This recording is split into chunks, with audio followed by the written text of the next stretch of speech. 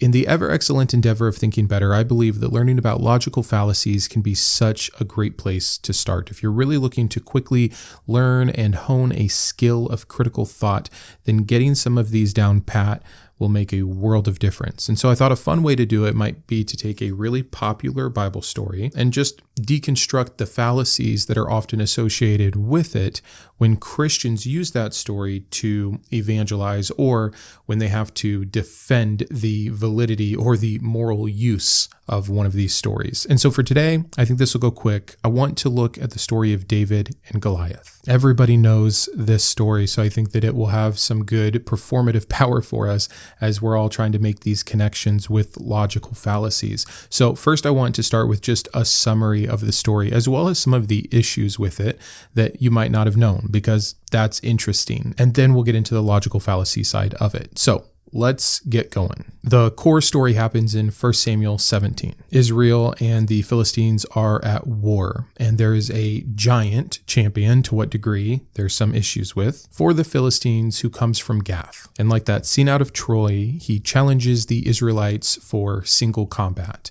Let it be decided between just two men. So the story goes, David, a young and meek shepherd, hears about this challenge. He cannot believe that no one else will rise to the occasion, and so he, with his great faith, accepts this challenge. He rejects the armor of the king and instead kills Goliath with his sling and his stones. He then also cuts off the head of the giant and becomes a national hero. So some other interesting facts and some of the problems with this story. One would be the height of Goliath. In the Masoretic text, he is 9 feet 9 if you do the conversion on the cubit. Or if you're looking at the Septuagint and Dead Sea Scrolls, it's only 6 foot 9. Still tall, but not an impossible monster, some giant Nephilim hybrid that we have to assume from certain verses in Genesis or borrowing from 1st Enoch. Also, and I can't believe how many Christians don't know this, there's some contradictions about who actually killed Goliath. Yes, in 1 Samuel 17, it's David, but in 2 Samuel 21, it's Elhanan. Or in 1 Chronicles 20, we get a fixing of that where Elhanan is credited for killing Goliath's brother, a way to kind of fix that up. Also have a discrepancy issue with Saul's memory here, because in 1 Samuel 16, David is Saul's musician and armor bearer. This is someone he would know very well. But in 17, he doesn't seem to know who David is. What these contradictions reveal is kind of a patchwork, a grouping, a fixing of later sources and edits to make it seem as cohesive as possible. But we can see the evidence of that quite clearly, and it is evidence that it is not some divinely inspired perfect story. And there's other issues. We have some anachronisms in the narrative, like the fact that David takes Goliath's head to Jerusalem, except Jerusalem wasn't captured by Israel until David did it later when he's king. Also, we get quite the description of Goliath's armor, which reads a lot more like a Greek hoplite description than what would be expected of a traditional Iron Age Philistine kit. Again, suggesting that later borrowing. We just see a retrofitting of some of these details. Then, of course, there's the moral problems, the glorified violence, the fact that this is watered down to some beautiful children's story about killing, executing, beheading the enemy that is perpetually evil and you are perpetually good. All the ways that this gets twisted up and used as this weird soldier-like rhetoric to be ready to have faith to do anything that God will ask you to do, which again in this case is parading around a political military execution with the head of the victim. Some other issues, we have just what seems to be clear mythological borrowing, or at best that this is just a trope that is trying to get its own minute in the sun for this particular culture, as opposed to an actual literal event, which is again how Christians want to pass this off. But the clever underdog against the brute strength is a tale as old as time. The small hero against the monstrous giant is a widespread myth or motif. Hercules, Gilgamesh, Theseus, and the list goes on. Often people will try to point to some historical evidence for the story, like a name like Goliath, not Goliath, matches an inscription on a cup that was found at the archaeological site that is believed to be Gath. Thus, in that area at that time, there were words or names like Goliath. Great. Getting some of those details right, even though that's kind of a stretch, doesn't mean that there can't be more myth built on top. Again, Spider-Man example, we use the word Peter, which is good for its time and place in New York City. It doesn't make Spider-Man real. The framing of lone shepherd boy defeating military giant monster warrior looks suspiciously like folklore stitched together in Israel's narrative into their national myth. And then you have the propaganda of it, the political use of it. It's a foundational myth in that it's glorifying and setting apart David, especially in contrast to Saul, and sets him up as chosen by God. In a past episode here, we talked about the divine right of kings, and we utilized the examples around Saul and David specifically to make this point about the harm that can be done with this kind of thinking and permission from the divine. When you start to look at all these factors, it seems again a lot less like history and a lot more like that nation building propaganda. We do it too with George Washington and the cherry tree. It's a morality tale that we use to justify the power that was given to this early leader. You'll see this a lot specifically with David between the stories in Samuel verse Chronicles, just a complete redoing of his character. And if you want to learn more about that, I did cover it in my secular Bible study series. But okay, let's move on to the second part here, where we're just going to look at how these are often used defending the faith and the fallacies that are attributed with those excuses. And by the way, this is something that I want to start doing more of, getting into the logical fallacies and applying them to biblical stories or to other myths or to news that's going on currently. And by the way, this might be one of the last episodes of Thinking Thursday that I do on this channel. You might have seen my post where I was asking for help on the name of a second channel, but I do think I'm going to move forward with a second channel. I hope in 2 weeks to have that up and running, and the Thursday episodes will move over there so that Mindshift can stay focused on the deconstruction and deconversion help for those that are doubting and in the in-between. And then this second channel, I want to really focus on building around the thoughts that make us human, all the other things that I love, the philosophy, the psychology, the art, the science, the history. It'll be very similar to a lot that we've covered on Thinking Thursday. So if you like this, if you're here for this video, if you're still watching halfway in here, please, when I announce the new channel, be one of the first ones to go over and subscribe and turn on notifications. I only want people from Mindshift to come to the new channel if they indeed watch this side of the content. So more to come on that. But let's get to these fallacies. The first one is an appeal to authority. This fallacy is when someone claims that something is true simply because someone in a position of authority asserted it. And you could do this with almost any Bible story, and we could actually point this in a few different places. But one of the biggest appeals to authority anytime that we get into kind of the lore and we start talking about, well, it could be mythological, it could be borrowing, we get no. This is from the Bible. It's the authority of being in the canon that is appealed to. Yes, we understand that there's other underdog verse monster stories. Yes, we understand that there's details in this version of David and Goliath that couldn't have happened at that time. Clearly it was added to or edited, that there's contradictions within names, but none of that matters. You don't understand. There's good reason for it. After all, this is in our Bible. This made the cut. This is canon. This is David we're talking about. It's all of these different kinds of appeals to authority, whether it is the source of the canon, the character of someone as patriarchal and important to the religion as David, the special permission from another authority figure, God himself, as he says that David has a heart like him. That gives David extra validity, where then if we attack the character or actions of David, nope, this is a man like God, untouchable, right? Like there's all of these different ways to appeal to authority to get a false sense of truth or validity or validation for a story that is probably not true and also morally questionable anyways. We can move through these quickly. The second fallacy might just be that of circular reasoning, tied similarly to the first one. This is when the conclusion is smuggled into the premise. We are told, for, again, reasons of that national propaganda, that David won because God gave him the victory. How do we know God gave him the victory?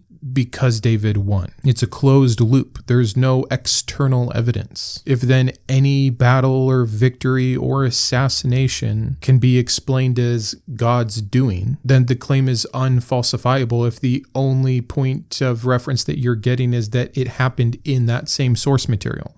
Third fallacy you'll see very common when this is used for evangelical purposes is a false dichotomy, which is presenting only two options when others could or would exist. You'll hear from the pulpit all the time, you either have faith like David or you're a coward like the rest of the Israelite soldiers. You either have faith like David, a heart that wants to please God, or you're the enemy, you're Goliath. You are what opposes God's will and plan. Taking the extremes of this already exaggerated, if not straight up made up story to use as pressure on whatever message or agenda they're trying to convey to the congregation. Totally not recognizing the nuance that Goliath too was a warrior fighting for his people, no different than David. Why is he immediately evil and vilified, and David is immediately glorified and admonished as a hero? Again, the nationalism, who wrote the story, what version got put down. Of course, there's this bias, but then you take it and you, again, make it extreme to fit what you want without all of that middle ground. The fourth one is an appeal to emotion. Now, I should say, just because something can be called a logical fallacy doesn't mean that what is being said is by definition incorrect. It means that you're proving it or showing it or asserting it in a way that doesn't guarantee truth in and of itself. So stories are meant to appeal to emotion, but it's more about the appeal to particular emotions for particular agendas that can start to make the fallacious nature of it so much worse. If you have to manipulate feelings instead of use the logic or truth of it, reasoning. So maybe it's stretching, but for the David and Goliath example, where I feel there's always this appeal to emotion is on making David so weak, small, and innocent. If a boy, if a mere shepherd can kill a giant with God's help, why don't you have any faith that you can conquer your giants too? Who are you to question God? Who are you to say he can't, he won't?